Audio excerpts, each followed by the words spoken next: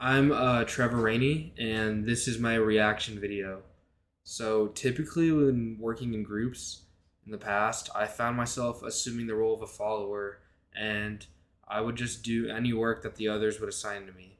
But, much to my surprise, in this group, I've gotten along with the other guys really well, and instead of just seeing group work as a chore, I'm enjoying our meetings at the end of the class period.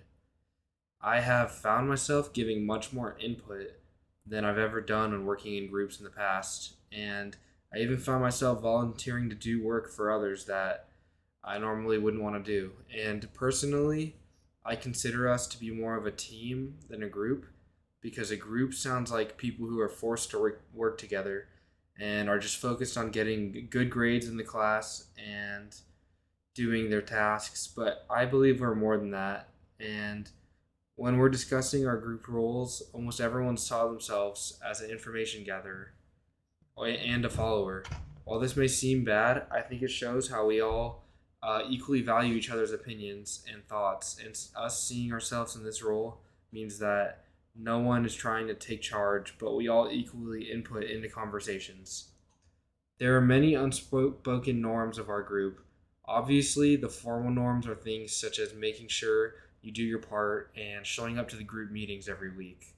But the informal norms that emerged were things such as not talking over others and not dominating conversations that are open to the whole group. And being open minded and trying to choose topics that work for everyone, and it's something that everyone's interested in. These norms relate to the leadership style that was present in our group, which I believe was servant leadership, as the leader was ready to serve and help us at any moment. Power and status were equally distributed in our group, and important decisions were only made after they were unanimously agreed on by everyone who was present. The only way it was unequal was for people who were not present during the meetings. They obviously got less of an input, which is totally fair as there's no way for them to converse with us. And if we were to even try to communicate with them, there's no guarantee that they would get back to us during the meeting. Um, and personally, I found our group to be an extremely cohesive group as everyone equally could speak their mind. And it worked out very well. To make it cohesive, everyone in our group was respectful of people's opinions. And like I said, everyone was very open minded to ideas. And the way we conversed was almost like in the style of a Socratic seminar, as someone would present an idea or a question, and we would all give our inputs and listen to each other equally. We went through all the stages of a group, um, but the storming phase was very brief and almost non existent, as everyone in the group is very easygoing and everyone was okay with sometimes backing down and changing their plans to make the group happy. And our group's main agenda was to split up the work evenly between everyone ahead of time and allow people to kind of choose what they want to do and what they want to work on out of all the options available. And this gives people a clear goal and much time to complete it.